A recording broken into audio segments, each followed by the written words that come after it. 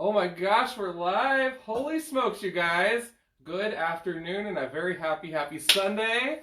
And a comic book look, but sponsored through Rainbow Comics, which is super exciting, super exciting. So, with our show, you guys, we love introducing ourselves. We love getting to know you. So, anything that we're talking about, throw us a note. You agree with us, you love the books that you're reading some other stuff, you have some recommendations, throw it in the comments, throw us those hearts, give us everything. We want it all. So with that, I am John on Demand, and over here we have Tom Divine. There can only be one, and so we are so excited to be here with you guys and bring that comic book love on this channel. We're very humbled, and thank you to Rainbow Comics for this cool opportunity. And no doubt about it. I mean, it's great to be here with you, John, on Rainbow's channel, where I'm so excited that, John working his, magic silver tongue, talking Dave into allowing us to be on his channel. I appreciate that. Everybody who's watching from the Rainbow feed, hey, what's up, guys? As John said, my name is Tom Divine, and me and John have actually been doing a comic book show for 8 years now. Yeah. So we are excited that this is kind of like our reboot for Rainbow, and we're excited to bring some sick comic book news. I can assure you that if you haven't seen us before, we have very strong opinions, and we usually don't agree on much in the way of comics, and that's what makes it probably worth watching, because you're going to hear a lot of good different opinions, but also some great tips on where you should be spending those dollars, and what comics you should be picking up, and all sorts of fun stuff. Definitely. And finding out new artists and new writers and what's happening in the culture. And that's all what a comic book looks about. You know what I'm saying, John? Absolutely. Well, and just to kind of give you introductions about who we are as readers to kind of help set the stage a little bit. I definitely am more of the Marvel zombie. And it's funny because over the years I've kind of gone back and forth on that. Like, man, I love DC, or man, I'm trying out some indie books. But Marvel's really won my heart over as of late. And so we'll be talking about some of those titles today, actually, that came out this last week that I had a chance to read. So looking forward to that. I'm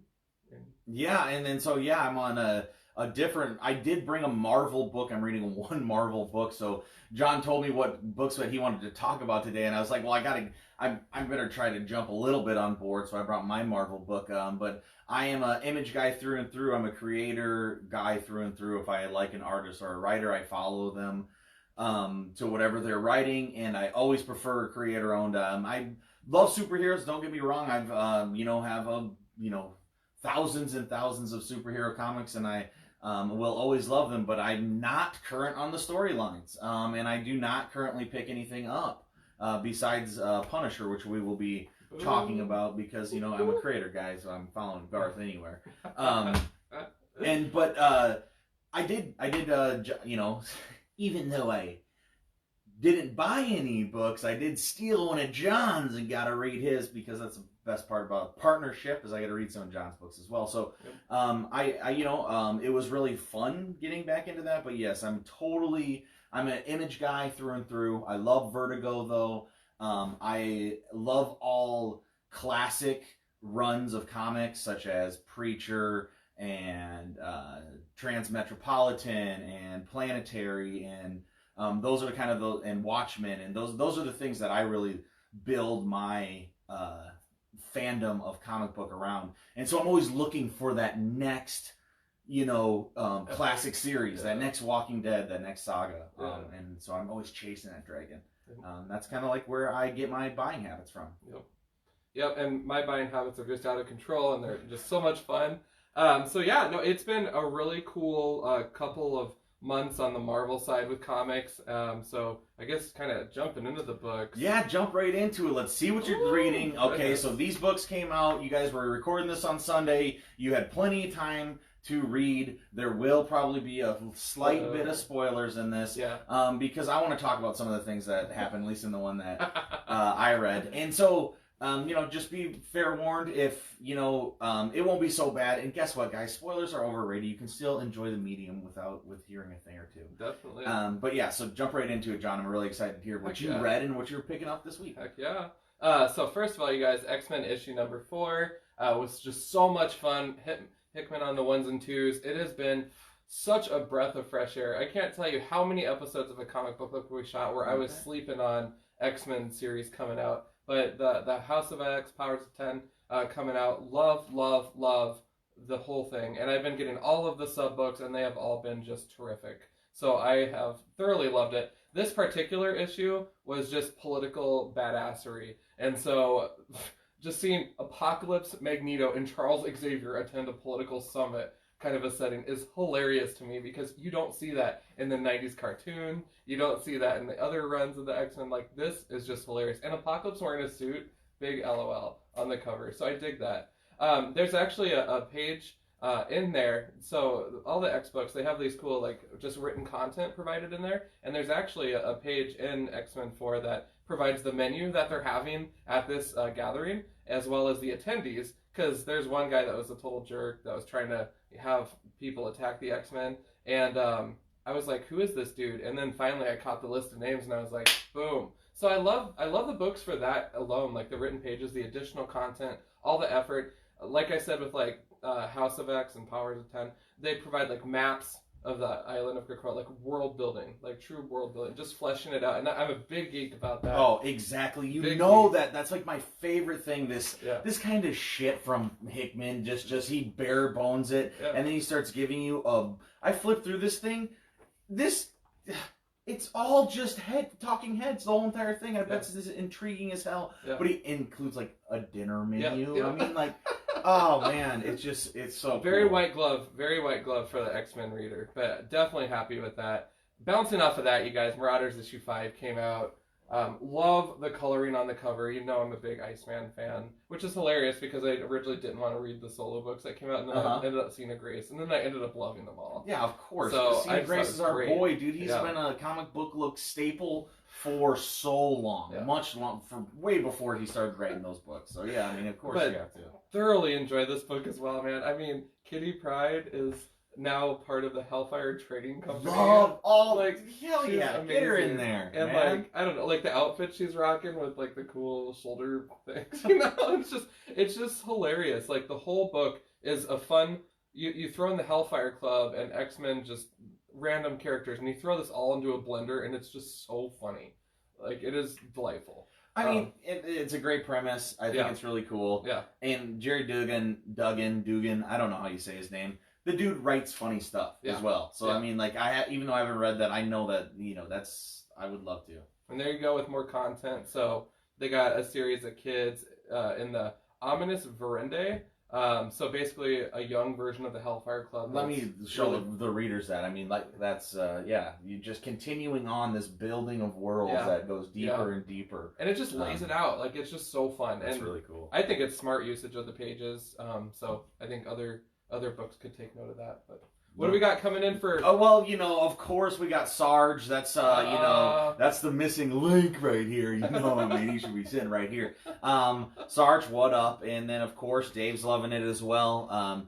You know, interesting, Dial H is the best from DC right now, is Sarge America. You guys may know him around the comic shop. You know him from a comic book look if you've watched us on YouTube. But that was his comment. And I gotta say, Dial H was always so interesting. I, of course, am not reading it right now, unfortunately. So maybe I do have to check that out. If you guys like Dial H, you know, let us know. Or let us know what your favorite DC book is, since Sarge started this thread here. And then, you know, John can counteract you the whole time by talking about more Marvel stuff. Oh, hey, but, you know, I'm still reading my fair share of DC, though. I am actually caught up on all my Batman, so we're on issue 86 coming out this next week, which I'm super stoked about. And then Batman Detective Comics, I'm only behind 18 issues right now. Only 18? Do you have them just all every month you're like, because I love binging them. I love binging them because the story is so heavy and there's so much to it that I'm like, I kind of want to just go Aerosmith and I don't want to miss a thing, you know. And so I just really want to just bulk read them as best I can. So starting from issue 1000, that big one, I got my Doug Mankey sketch on the cover when he was here. Hell yeah! For that, haven't read it. And so I need to read that all the way through 10, 18, and so I'm kind of waiting until we hit like 20 and then just like sit down one weekend and power through them. Totally. But yeah, I'm reading those. Loving the Harley Quinn Poison Ivy 6-issue run. We got issue 5 coming out this next week, which is exciting. So I don't. DC's got some cool offerings, but I'm mainly in the Bat side of things. I just don't rock with Superman. Yeah, of course. I really don't. Yeah, and shout out to partners with the Comic Book Look, Wednesday Comics. I'm always hearing Garrett. He's talking right now different things that where Superman is. I mean, he talks a lot of smack. He says that there's some good stuff going on. He said that a big thing that they were talking about was how like Watchmen is actually a Superman story. It's probably the best Superman story that they've heard in a while. So if unlike us, you are into that, there's tons of stuff out there for you to be getting your Superman fixes in, getting your DC fixes in. Unfortunately, we haven't read them yet. I will if it's really good. I'll always eventually read them. Regarding Watchmen too, have you checked out that HBO show yet?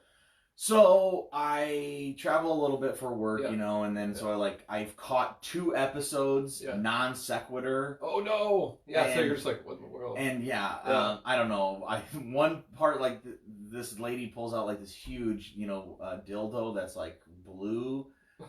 Yes, yeah. For Dr. Dr. Van. I have to assume it's Dr. Van Ham's. And so I don't know. Like I caught that randomly, and then I watched like the other part of the episode. So I don't really know. I'm a big Alan Moore supporter, so I don't really care about the the Watchmen series continuing. I'll spend my dollars elsewhere. Yep. But it's hard not to watch because HBO does things so well, and then everybody's talking about how good it is. Then so it's like, oh shit, I do want to watch it. And the stuff I saw, it was really intriguing. Yep. But it's so weird because I don't really know what even the premise is.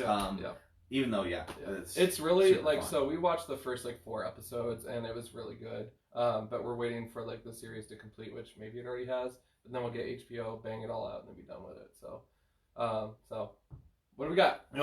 We got Mike. He said Marvel needs to put out T-Bolts again. That's Sarge again. And then Dave's favorite books this week are Thor #1 and Star Wars #1. Oh, how weird, Dave. All right, I wonder what we're going to talk about next. Funny you should mention that. So with that, I did actually have a chance to read Star Wars issue 1.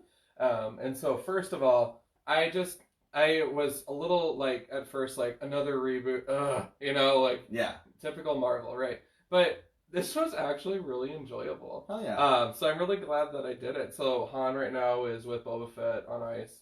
On the way to Jabba Hutt. So this is right in line with the movies. Is this so? This is taking place in between Empire and Jedi. Yeah. Nice. And so it's just freaking awesome because towards the end of the book they're like, okay, we got to go get Han.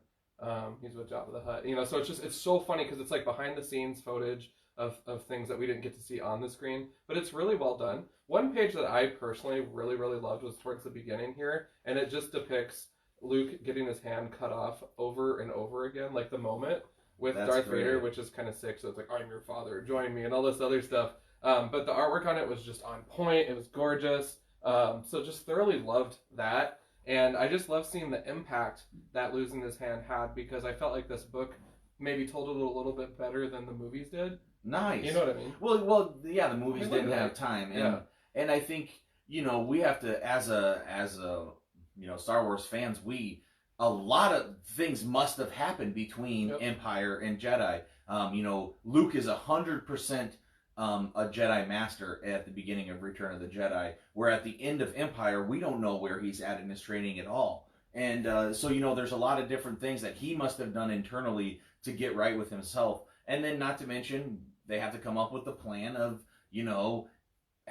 bringing Wookiee, bringing Chewie in and all of that. So it's how did that all happen? How long did that take place? This is such a great place to mine information for the Star Wars universe to build that out. So it's so smart of Marvel and of Star Wars comics here to hone in on that spot for this new #1 from Star Wars. It's a great premise. Another really cool moment. So this is a big spoiler. So first and foremost, if you guys haven't read this book and you're interested at all in Star Wars, I highly recommend it. So do check it out if you're in Sioux Falls here. Hit up Rainbow. And it's fabulous. But I am going to hit you with a spoiler because this is my all-time favorite moment in this book. And it is a 2-page spread, and I love the coloring. I love me some trippiness. Oh, yeah. But when Luke uses the Force to make the TIE fighters collide into each other. Hell yeah, dude. Taking over their controls and everything. I mean, that is just gorgeous right there. I love it. And it was just such an exciting moment. So that is definitely the wow moment. Yeah. Oh, you got one? No, I tried. All right. But overall, you guys definitely. You know, another thing we do on a comic book look is we usually hit these books with like a beer rating. And that's going like really old school because we haven't. Oh, no doubt we haven't. So let's bring it back. You got to talk about it. Yeah. So let's give those that 6-pack rating. Yep. Let's do Star Wars first. Okay. So with Star Wars, I'm gonna totally give it a 5.5. I need just a little bit. Take that sip out. Because I have to take that sip out because other books like Dr. Aphra, which are also getting rebooted with the evil droids, are definitely my 6. Yeah, it's too nice. It's too many good people. John can't. It's hard for John to go good. He has to have a touch of evil in it for it to get 6. Yeah. Even though Darth Vader was in there, but that just wasn't evil enough. Yeah. Like, I don't know.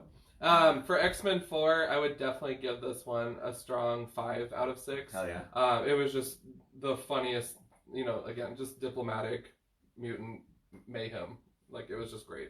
And then Marauders number 5, I would say probably a 4.5 out of 5. Yeah. Just because it's not as, like, content heavy for me in terms of the story building. I don't know, it's just really weird. But it's just an extension of the core X-Men book, and I like it, but definitely prefer X-Men. And every issue doesn't have to be a banger, right? I mean, that's still a solid beer rating. Are you kidding me? Yep. And it's generous because we like our drinks. Exactly. So let's talk about the one that we have both read now, or I guess both of these comics. Or I guess not number 3, but so this is now Thor number 1. Boom. Bum bum ba-dum. So this is a reboot for Thor of a number 1. We're getting the new series with, everyone's favorite writer who can do action so well, is super playful, and is super smart, and that's Donny Cates. He's the man. I'm so excited that they're putting him on Thor and then going to let him rock and roll. And then who do we have on here? Let me just check quick. Nick Klein. Yep. I thought this was a really cool issue. So basically what the rundown is Thor is the king of everything. He is retired from the Avengers. He's trying to find other things to do than be king. He's asking about killing frost giants. He's throwing Mjolnir from Heimdall, what do they call this place? Asgard. He's throwing it from Asgard all the way to help out the Avengers really quickly. He talks about how good his shot is. And it's a lot of really funny stuff about him putting off being king. And it's kind of like, you almost kind of get set like in that story, like, oh, this is what this is gonna be. Yeah. He's like setting in to be king, and then we take a huge turn. Definitely, and by huge, it doesn't get any bigger than this in the Marvel facts. They are literally, he's about to deliver a speech as king that he totally doesn't want to do, and then all of a sudden the temperature drops, and then Galactus literally just collides, like slams into Asgard. Spoiler. So again, if you haven't read it, stop watching right now. But Galactus, you guys, which I am a huge fan of Galactus, so this made me just geek out like crazy. And it was funny. So fun fact about this and Star Wars 1, I originally did not pick these two up. Damn! Because that seems like it's right up your alley, but too. I didn't know. Yeah. So then Mark hit me up on Messenger, and then Dave actually hit me up like, dude, did you read Thor 1 yet? And I'm like, no. So... and for people who don't know the comic book look extended cast, Mark is our boy from Tennessee, so you could definitely check him out on YouTube, or from our old episodes as well, and you'll see him on Twitter, and he's visited Rainbow, so he's part of the Rainbow fan club as well. And then Dave is the owner of Rainbow, so that's who that's just a couple of the comic book look extended cast, because I feel like we probably do have maybe someone watching this who hasn't watched us before, so we should probably just not say Mark. Okay. Without. Okay. sorry, Mark. You know what? We need to. Yeah, it's exactly like that. It's like the old Marvel issues, how they used to reference something with an asterisk. Yeah, exactly. But seriously, Galactus, this reminds me of that moment when Juggernaut got punched across the country or whatever in X-Men with Onslaught. He brought up Onslaught, like, he just totally kicked my butt and all this other stuff, you know. And so seeing Galactus in this kind of a state is totally alarming to anybody that knows Galactus whatsoever. So that has my curiosity. Then Thor calls in all of the heralds of Galactus on top of that. So if the issue can't get any better, boom, let's bring all the heralds back, including Cosmic Ghost Rider. And then, Silver Surfer Black, which I freaked out because I read that 5-issue run and freaking loved it. And then I'm like, it actually matters. Yeah. Because there's so many small series that we read where it doesn't carry on in the main book. Yeah, sure. Continuity just doesn't match up at all. But I had no idea. I've never heard of Silver Surfer Black. So then, you know, I'm reading, I'm like, John, is Silver Surfer Black now? He's like, yeah, it's a really good series. You have to check that out. And then he does have a really cool look. And then, you know, the way that he speaks to Galactus and then what ends up transpiring is Silver Surfer Black has these worlds that he's been hiding from Galactus. And these are special worlds that Galactus even is like, ooh, you're a very wise and clever man to be hiding those after I've been in your mind for so long or whatever. But they give him a certain kind of energy that he may need to actually, you know, to survive and take out the Black Winter or the Black Peg or whatever we got it called. And then I'm thinking, I told John, I think something, here's a comic book look, hot take, this may or may not apply, but I just feel like Black Winter, Silver Surfer's Black, there's gonna be some connections coming up. You know, maybe there is, maybe there isn't, but that's my comic book look, hot tip or hot take. You know, another thing that I like too is when they speak and their names are in the font of the book title. Like, I saw Thor with Thor branding, and it's just like, it's so funny. I love when they do that. And it is great though, because I do expect Galactus's voice to be completely different from anything else. So they do a good job with the word bubbles. Absolutely. And then of course the last page. This is what it's all about, guys. Spoiler. This is where it becomes Thor #1. There's a new Thor on the rise, and this is what we're getting. Yep. So we are getting just a badass outfit, probably some Dragon Ball Z hair, but ultimately a new Herald of Galactus, which is super exciting. Exactly. That's just so cool. So I don't know. I was very, very, very delighted with this book. I will very much be continuing it. Plus, I love Rainbow Road. One of my blacklight posters in the nerd room has Rainbow Road on it, and I just freaking love that so much. Like, I don't know why. Oh yeah. Rainbow things that glow in the dark. It's like, it's great. Yeah. I mean, you have like the coolest posters in the world, and you know you don't get to see it this episode, boys and girls. But at some point, I bet you could give them a tour. And and see it all. So, you know, definitely make sure you keep on watching these shows in the future so that you get to see that. Oh, I ain't closing down yet. Oh, yeah, I was gonna say we gotta do that. Yeah, no, definitely. But you didn't beer rating as well. I'm gonna give this one a 6 out of 6 beers. I'm giving that the full 6-pack. Yeah. I thought that Thor #1 was really, really good. I thought it was well done. It was funny. It was clever. Yeah. And then we get, you know, like Super Saiyan Thor at the end, which was. You know, I am also gonna give it a 6 out of 6, but I'm actually gonna throw in like a bottle of wine. Ooh, he's going for Galactus, because his arm was like chopped off. He needs it. Yeah. He looked really rough. So a cosmic bottle of wine for Galactus on top of the 6-pack for everybody else. Exactly. And that is a tough rating to beat. I mean, if you got a 6-pack and a bottle of wine, that's a very good night. So the last books that we're going to talk about is Punisher, Soviet #3. This came out this week. Garth Ennis, Jason Burrows on art. Garth Ennis is, for people that like Punisher, for people that have always liked those Max books, nobody does it better than this guy right here. So he is a very brutal writer. He does not hold anything back. And that's the same. And he seems to always be able to just make these these superhero comic book. Whoa. Speaking of superheroes. Yes. Oh, what do we got here? We got, I can't give away secret identities here, but the character that we're talking about right now, Chad might be representing as well. Oh, nice, yeah. Yes, we got our own Punisher, Chad, watching. Yep. Hell yeah. So as you can see, Chad's looking good on this cover right here. This is him. And, but it seems like Garth always figures out a way to make these just be war stories. He just writes war stories. And This ends up being Punisher meets somebody that is his equal in every way that is possibly his opposite as well. But like very smart, a great tactical killer, maybe not as far off the deep end. He's not trying to do this for the rest of his life. He's just trying to do this one revenge thing.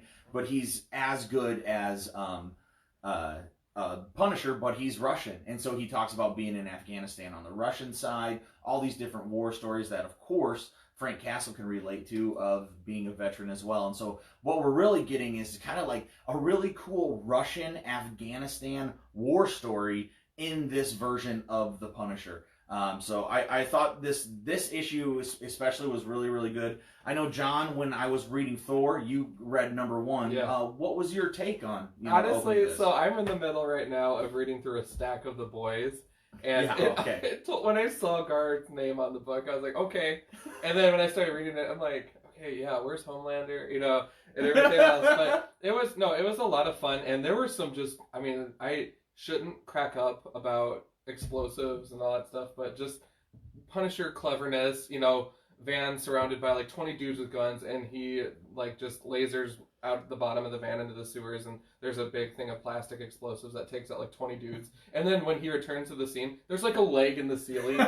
Like, this book doesn't hold punches, you guys. It's nuts. And then is that issue 3? This is just some really brutal panels, that's happening. Yeah. I'm just sort of showing them why he talks. But the other scene that was just hilarious was he caught the guy, one of the guys from the scene, and then he was like, "No, you're not gonna hurt me, or you can do whatever, and I'm not gonna talk." So then he gets the dude's like kid on the phone and hangs up and says, "I will call them back, and then I'll start cutting, and you can start screaming, or you can talk to me now." It's so dark. It is so dark. It is. Frank Castle. In Frank Castle, under this, what do they call it? Yeah, they're still calling it Max Comics. So these have been around forever. But they don't. It's the Marvel Comics that they don't pull punches on, and they swear and they have hard violence, and so it's definitely not a for your kids. Don't get them this Punisher, but it is definitely for us 30-year-old dudes, and actually anybody that's over about 15 years old. It's perfect for. I thought that #3 was really, really well done. I feel like it's kind of like a trope almost, that like Garth Ennis is just making these comics to write war stories. And you know what? I love it. Yeah. So I don't even care. I'm so happy that he's doing that. Yep. Punisher's a great place for this war story. I really thought this issue was good, and I know I was going to give you some really strong opinions, and I guess I'm just giving 2 6-packs out, but I'm giving it another one because I really did love it. I mean, I would say, Marvel's really hitting it out of the park right now. If they have a really cool hardcore Punishers book happening, they have a brand new Thor that is started out so strong. Really exciting XMen, books are happening right now. That, there's a lot of stuff happening at Marvel. So for this inaugural episode on Rainbow Comics of a Comic Book Look, to have it be all Marvel, it's a perfect time for it. In the Marvel history of comics. Absolutely. So it's a good time to be reading right now. I would agree. I actually will also give. Now, I only read issue 1, you guys, of this. But I would also give it a 6-pack just because it just had me grinning from ear to ear, which is kind of dark. It is, but it's a little bit lighter than the boys, probably. Oh, yeah. That's true. I almost feel like I went to communion or something. Well, anywho, you guys, that is our first episode here in Rainbow officially, which is super exciting. So, again, thank you to El Presidente for this opportunity. And for all of your comic book needs, you guys know the drill as always. Sioux Falls, we go to Rainbow Comics, 42nd and Minnesota intersection. And then if you're down in Lincoln, be sure to say hi to Tim and Taylor down there. So. Exactly, Rainbow Links. And then I know he's got, definitely you're watching this on Facebook right now, but follow the Lincoln page. Follow us on, John on Demand on Twitter, Tom Stu Divine, A Comic Book Look, everywhere. And, definitely be getting to your comic shop, get those comics, get them read, be a part of the conversation, and be hitting us up. What do you want to talk about? What are your favorite comics? What are you looking forward to 2020? So we're excited to bring you more comic culture news, reviews, and brews. Definitely. And by brews, I mean we're hot brewed tea. Hot brewed tea. We're keeping it exciting. But speaking of keeping it things, you guys, we have a very big tradition with how we close down the show. So especially from us to you, all the Rainbow comic series out there and the comic book lookers out there, we just hope that you guys are having a stellar 2020. So far, it's been great in the books, as you can tell. But we're going to go ahead and sign off and tell you to keep it comics for sure, man. Boom!